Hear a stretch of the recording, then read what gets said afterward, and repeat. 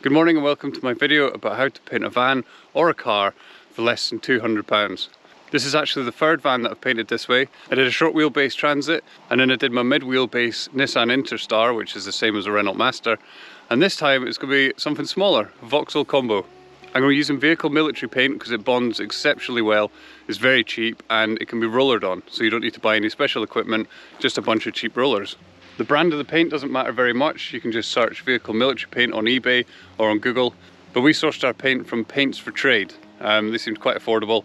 The very first step of the process is washing the van down. You can just sand off all the dirt and grime, but you're going to get for a lot more sandpaper. I would highly recommend that you get some caravan cleaner. It's exceptionally good at cutting through algae and grease with very little effort. It is feckin' freezing here. But thankfully, I did this in the summer. I certainly wouldn't recommend that you paint a van in the middle of winter because you're going to struggle to have enough dry days in a row to get it done. So without further ado, we'll rewind to the middle of summer and get this van painted.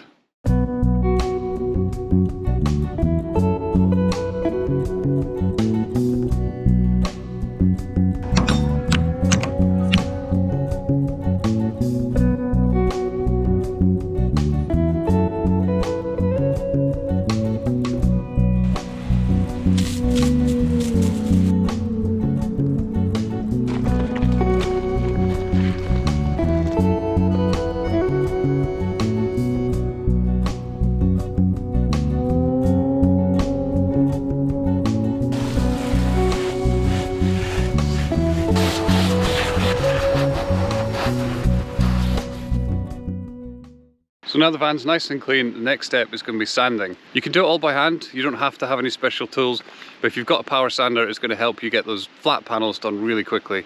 Now we're not looking to sand this back to metal, we're only looking to take the shine off. If you've never bought sandpaper before, you'll see that they've all got numbers on them. Something like 800, 1200. They're just telling you how gritty the paper is. So 100 is very gritty and is very coarse, whereas 1200 is very smooth and almost polishes. I'd recommend anything between 120 to 200.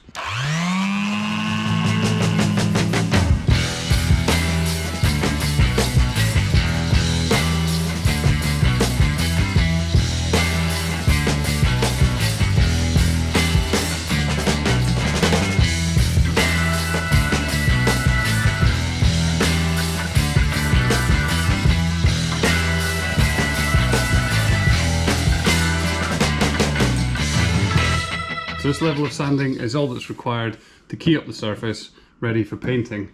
It's worth noting the only spots that have been sanded back to metal is where there's been rust. I'm going to be hitting this again with sandpaper by hand, but it's essential to get rid of any little orange spots.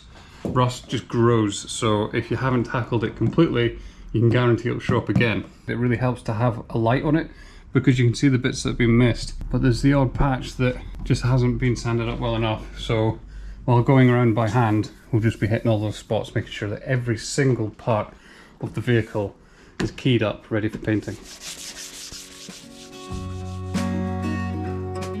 Once all the flat panels are sanded, you're going to have to hand sand all the curved areas. The inside of the doors also need painted, so be sure to sand all the white that you can see on the inner edges.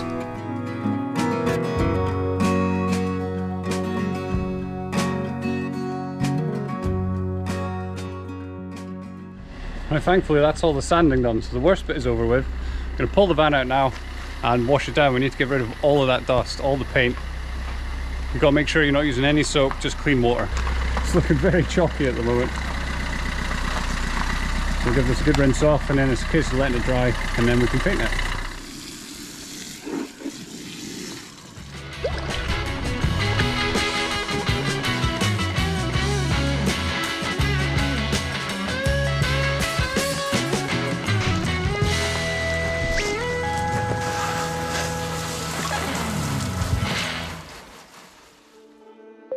Now we need to paint any of the bare metal or rusty spots with some rust control. Q-Rust or Nitromorse work well. You don't need much as it's very thin.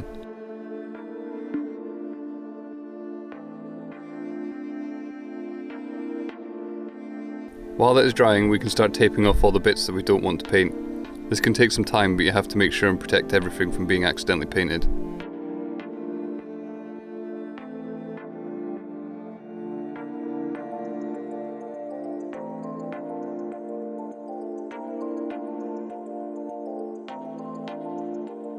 The last bit of prep is to paint the raw metal areas with some hammerite. This will create a base layer for the military paint. Once dry, sand and wipe down, and then it's time to paint.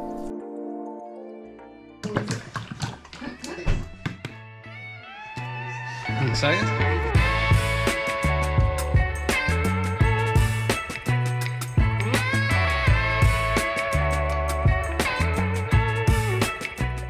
To paint this van, we're using 4-inch foam rollers. They're very cheap and they provide a nice textured finish.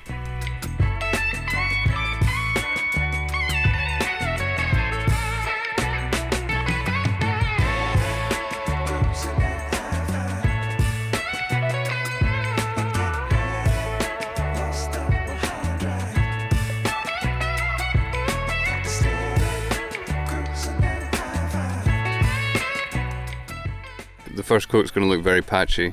Just make sure you're getting all the flat surfaces with a nice even coat. It takes a bit of practice, but it's the first coat, so no need to worry too much. Just make sure you don't leave any droplets or runs, as they will need sanded off.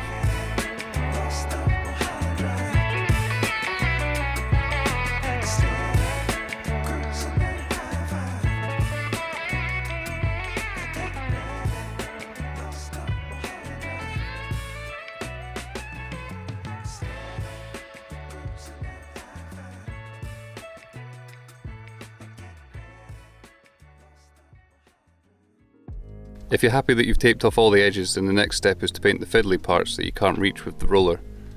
A smaller decorator's brush is perfect for this. And yeah, that means painting the insides of the front doors too. This is probably the hardest bit. I've been working the past couple of days, but my girlfriend has been cutting in all around the doors, which is a very kind of fiddly, labour intensive job. Takes a wee while, but she's getting there and it's looking really good. So today we're going to do the second coat of the rollering. You'll notice we're not going all the way to the bottom. I don't think I've said yet, but it's actually going to be two-tone. This lower section is going to be a darker green, the lighter green on top. I'll put an image on the screen of a Photoshop that I did to sort of demonstrate how it's going to look. It's worth noting that you don't need to sand between layers. You can, but you don't have to. It's worth looking over the van, and if you find any rough spots or droplets, give them a quick sand. We didn't wait long enough for the hammerite to dry, so we've ended up with a couple of rough spots that are going to need sanded back. So we're not looking to take all the paint off, we're just looking to smooth it down a little bit. So I've got 320 grit sandpaper here, and I'm really just going to hit it lightly. Feels a lot better now. So I'm going to do that with all these bubbly hammerite bits, and then get to rollering.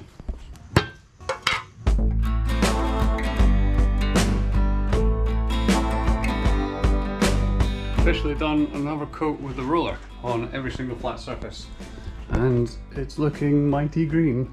So when I'm rollering these areas, I put the paint on with one pass and then I go back with a second pass to smooth it out, and on that second pass you want very little pressure on the roller, otherwise you end up with big roller streaks. The bonnet, I would always recommend that you give the bonnet 3, maybe even 4 coats, because of course when you're driving, bugs and stones and all sorts of shit are getting flung at the bonnet.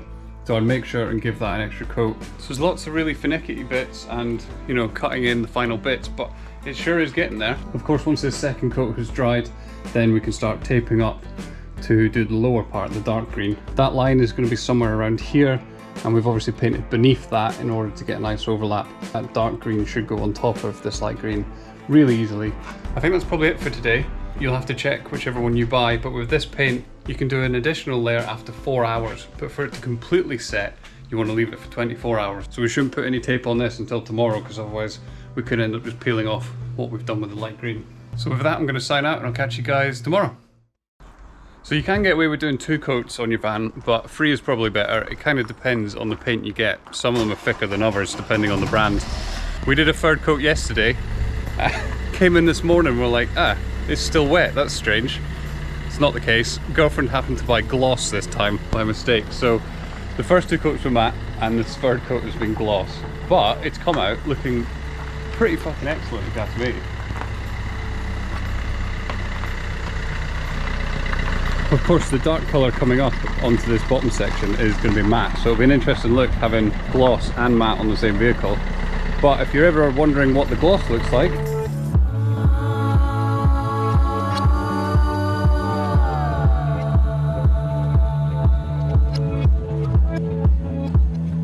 I expect it's also more durable than the matte. I suppose time will tell, but yeah, it's a strong varnish. It's looking really good. Really, really good. And it went on fine with the roller. It seemed a bit more bubbly when it was going on, but then as it's dried, all those bubbles have disappeared and the varnish is set well. So we took the door off to paint. You don't have to, it's just a bit easier. So if you've got the tools and the know-how, you might as well rip off any side door. A lot easier to access. And of course this has come up lovely, but it's matte. So before we run out of the gloss, we're gonna have to give this a coat of gloss.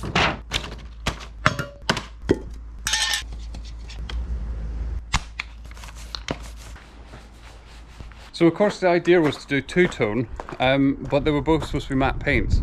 Because this is gloss, we're actually going to have to sand that glossy sheen off in order to paint the matte paint up. So what we're doing now is just marking this line with masking tape. I actually photoshopped the van to see what the colours were going to look like. So we're using that image as a reference, and we're finding the points on the van, such as the top of the lights here, quarter of the way down the handle, and we're just drawing the masking tape. And we're redoing the back doors because it didn't seem straight enough. But the way to do it is just pin the tape on one side, pin the tape on the other side, and then slowly press it against the van where you want it and run it out both directions to get a nice straight line. Perfectly straight. So now you just want to get a razor blade or Stanley knife and cut in these bits so that you can open the doors.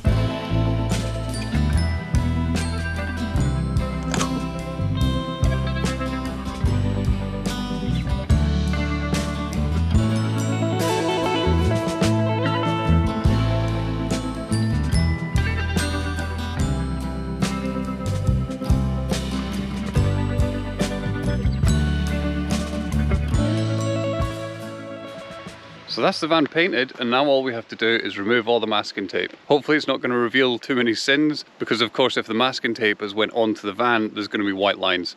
It is likely that that's going to happen in some places. All you have to do is use a fine artist brush to cut in that final time. So in a minute I'll break down the costs, but first the reveal.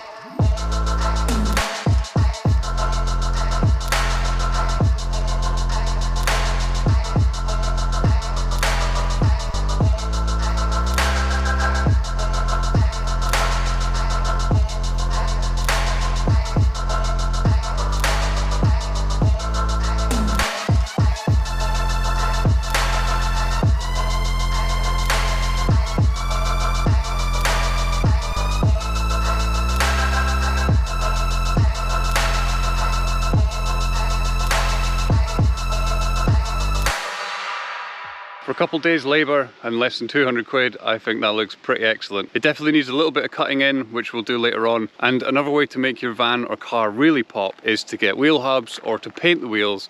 But even better than that, on a lot of older vehicles, the bumpers and plastic starts to go grey. You can actually use black vehicle military paint to paint those plastics, or you can use sprays such as Back to Black. There's many others, just look up bumper spray. I actually did all those steps on my first van, so I'll show you a little bit of footage of that for what you might expect when you come to paint your own. So to get a professional spray job, you'll be quoted thousands of pounds for a vehicle, but this van happened to cost this much. So as you can see, it was less than 200 quid, and yeah, okay, it's not as professional as a spray job, but it still turned out fantastic, and I'm well impressed with the outcome. The only tools that we needed in advance was the power sander, but like I say, you can do all this by hand, it's just going to take you longer. Everything else was in that costing. Final note about durability, because I did a video on this before and I got a lot of questions about how well it holds up. I've always been really impressed with durability. I have found that the mat does scratch a bit if you're going off-road or, you know, between bushes and stuff like that. It will mark the van. It doesn't actually scratch through the paintwork, it just leaves this kind of pale trace. I'll be interested to see how the gloss holds up. It's definitely got a hard varnish on it, so I think that will be more durable, to be honest, but time will tell on that one. I've never experienced any flaking on my van, and the great thing is if you ever need to paint it again, it's really easy because the paint wants to bond to itself, and in the past I haven't even keyed it, I've just washed it down and painted it again. So I hope you found my video very helpful. If you have any questions, please drop them in the comments and I'll do my best to answer. Happy painting!